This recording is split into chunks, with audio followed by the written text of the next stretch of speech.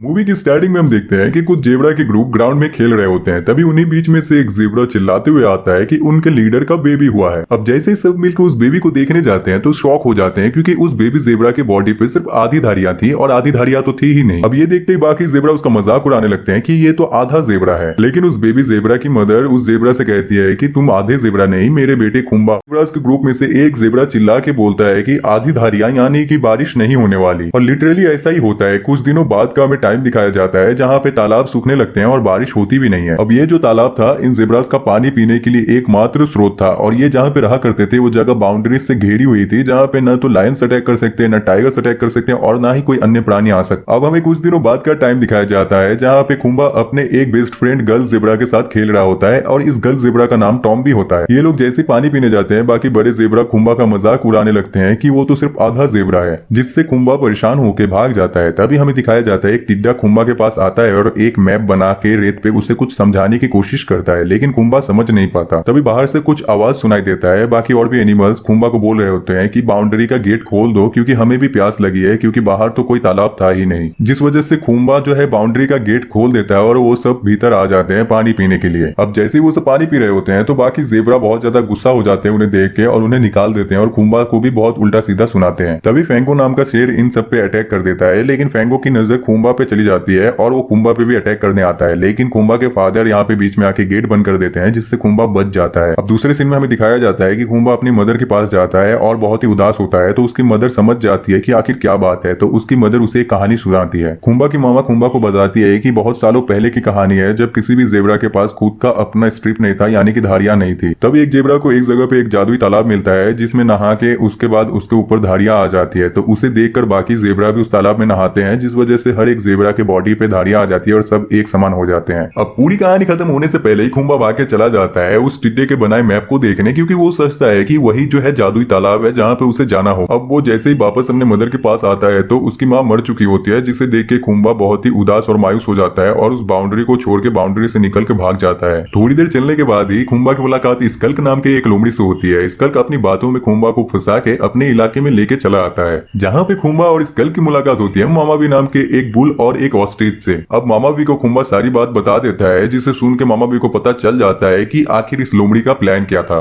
तभी अचानक से बहुत सारे लोमड़ी इन सब पे अटैक करते हैं, तो मामा भी सबको बचाती है और उन सारे लोमड़ी को अच्छा खासा सबक सिखाती है। उसके बाद मामा भी और वो ऑस्ट्रिच दोनों मिलकर खुम्बा के साथ ही चल पड़ते हैं, क्योंकि उन लोगों को भी पानी की जरूरत थी। दूसरी तरफ हम देखते हैं कि खुम्बा के फादर खुम्बा को बहुत ज्यादा ढूंढ रहे होते हैं, परेशान हो रहे होते हैं। तभी टॉम्बी नाम की उस जेबरा गर्ल उन्हें बताती है कि शायद खुम्बा जो है ग्राउंड से बाहर चला गया है। तब उसके फादर गेट की रखवाली करने को बोलते हैं और वो भी निकल पड़ते हैं खुम्बा को ढूंढने के लिए। अब अनदर साइड हम देखते हैं कि फैंगो के पास स्कल्क नाम का वही शेर आता है और उससे खुम्बा के बारे में पूछता है। इधर खुम्बा मामा भी और उस ऑस्ट्रिच के साथ एक जगह पे पहुंच जाता है जहाँ पे आग जल रही होती है, तो वो सब डिसाइड करते हैं कि आज रात यहीं पे बिताएंगे। पीछे से हम देखते हैं कि फैंगो भी इनका स्मेल लेके इनका पीछा करते हुए आ रहा था। दूसरी तरफ खुम्बा के फादर को भी पता चल जाता है कि फैंगो खुम्बा का पीछा कर रहा है। मॉर्निंग होते ही खुम्बा और सब मिलकर तीन पहाड़ी की तरफ चल पड़ते हैं, जैसे कि नक्शा में दिखाया गया था कि उन तीनों पहाड़ी के वहां पे ही वो तालाब मिलेगा। दूसरी तरफ हम देखते हैं कि खुम्बा के फादर वापस लौटने के बाद सबको बताते हैं कि फैंगो खुम्बा का पीछा कर रहा है, मतलब वो खुम्बा को अब तक मार भी डाला होगा। जिसे सुन के टॉम्बी यानी कि उसी जेब्रा गर्ल के फादर कहते हैं कि अब तो बारिश हो जाएगी। जिसे सुन के उसकी बेटी कहती है कि क्या आपको शर्म नहीं आता ये बात कहते हुए, तो उसके फादर कहते हैं कि मैंने बस कह दिया, बाकी सभी यही सोच रहे हैं। अब एक तरफ जहाँ पे सारे के सारे जेब्रा रहा करते थे वहाँ का तालाब पूरी तरह से सूख चुका था, बस कीचड़ बचा हुआ था, तो उन लोगों को भी वहां से निकल के तो बाहर आना ही था। दूसरी तरफ हम देखते हैं खुम्बा मामा भी और वो ऑस्ट्रिच मिलकर चलते चलते आखिरकार एक तालाब के पास पहुंच ही जाते हैं, जिसे देख के तीनों बहुत ज्यादा खुश हो जाते हैं। अब सब मिलकर इसमें नहाने लगते हैं और खुम्बा भी अपने मन को शांत करता है और वो सोचता है कि इसमें नहाने के बाद उसके जो भी स्ट्रिप्स है वापस आ जाएंगे और वो भी बाकी जेब्रा की तरह दिखने लगेगा। लेकिन वो जैसे ही नहाता है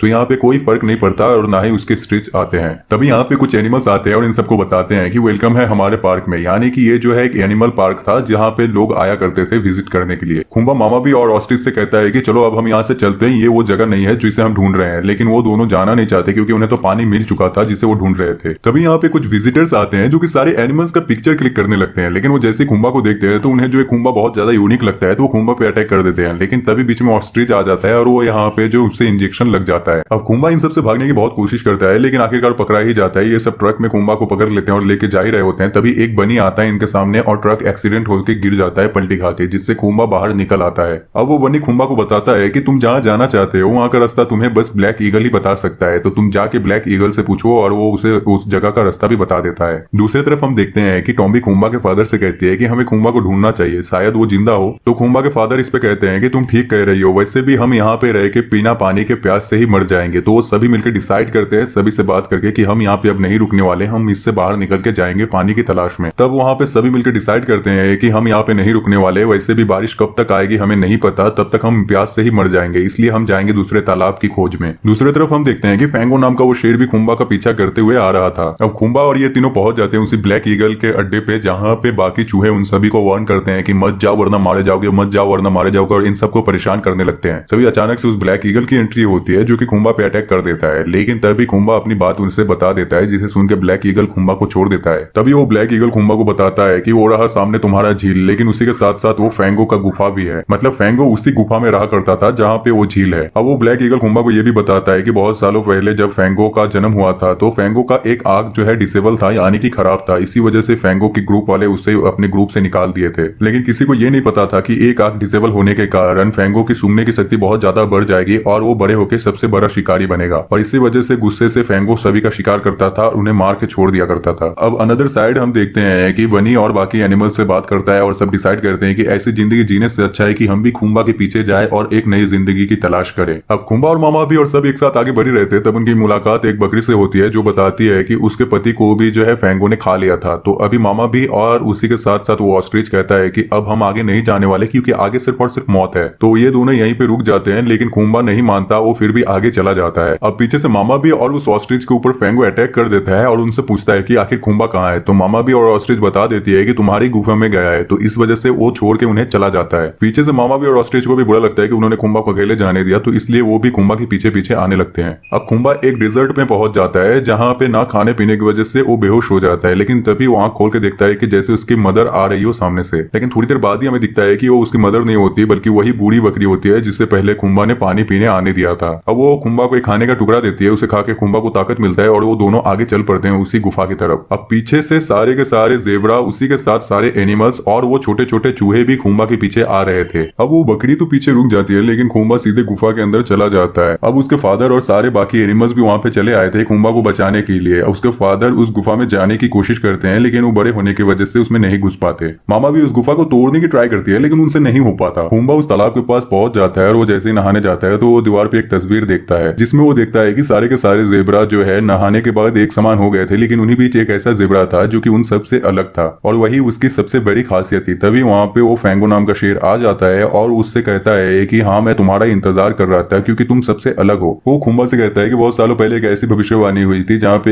एक ऐसा जेबरा पैदा होगा जिसके सिर्फ आधे स्ट्रिप होंगे, जिसे मैं खा के फिर से बहुत ज्यादा ताकतवर बन जाऊंगा। ये कहते ही वो खूंबा पे अटैक कर देता है और खूंबा अपनी जान बचा के भागने लगता है और दोनों के हफड़ा तपड़ी में गुफा के सारे चट्टान ऊपर से गिरने लगते हैं। अब दोनों भागते भागते खूंबा अचानक से पानी में गिर जाता है, उसी के साथ वो शेर भी उसके ऊपर छलांग लगा देता है, उस पर अटैक करने लगता है और दोनों के दोनों इन सारी लड़ाई की वजह से जो है सारी दीवारें गिरने लगती है। तभी बरसों से बंद हुआ गुफा का मुख टूट जाता है और यहाँ से फव्वारे की तरफ पानी निकलने लगता है, जिसे देख के सारे एनिमल्स बहुत ज्यादा खुश हो जाते हैं। तभी सब देखते हैं कि खूंबा के ऊपर वो शेर अटैक कर रहा है, लेकिन खूंबा उस शेर को समझाने की कोशिश करता है, लेकिन फिर भी वो नहीं समझता है। इसी तरह से एक पत्थर के ऊपर दोनों आ जाते हैं, फिर भी खूंबा उसे समझाने की कोशिश करता है, लेकिन शेर जैसे अटैक करता है तो खूंबा उस पत्थर को छोड़ देता है, जिससे वो शेर बहुत ऊंचाई से पानी में जाके गिरता है और उसके ऊपर वही बड़ा पत्थर गिर जाता है और इससे उसकी मौत हो जाती है। तभी सारे के सारे पत्थर ढहने लगते हैं और उसी के साथ साथ खूंबा भी पानी में गिर जाता है और उसके ऊपर भी बहुत सारा पत्थर गिरने लगता है। थोड़ी देर बाद हमें दिखाया जाता है कि खूंबा को पानी से बाहर निकाला जाता है, लेकिन वो ना सांसें ले रहा था ना ही किसी से बात कर रहा था, तो सबको लगता है जैसे कि वो मर गया हो और सब यहाँ पे बहुत ही मायूस होकर उदास होकर रोने लगते हैं। तभी खूंबा के फादर भी रो रहे होते हैं और सबने सोच लिया होता है कि खूंबा जो है मर चुका है, लेकिन तभी खूंबा जो हिलने लगता है और खड़े होकर अपने पैरों पे खड़ा हो जाता है, जिसे देख के सब खुश हो जाते हैं और यहाँ तक कि अब बारिश भी होने लगती है। अब हमें बहुत दिनों बाद का टाइम दिखाया जाता है जहाँ पे सारे एनिमल्स ग्राउंड में खेल रहे होते हैं और बहुत ही मस्ती कर रहे होते हैं और यहाँ पे अब इनके पास ना ही कोई पानी की कमी थी ना ही खाने की।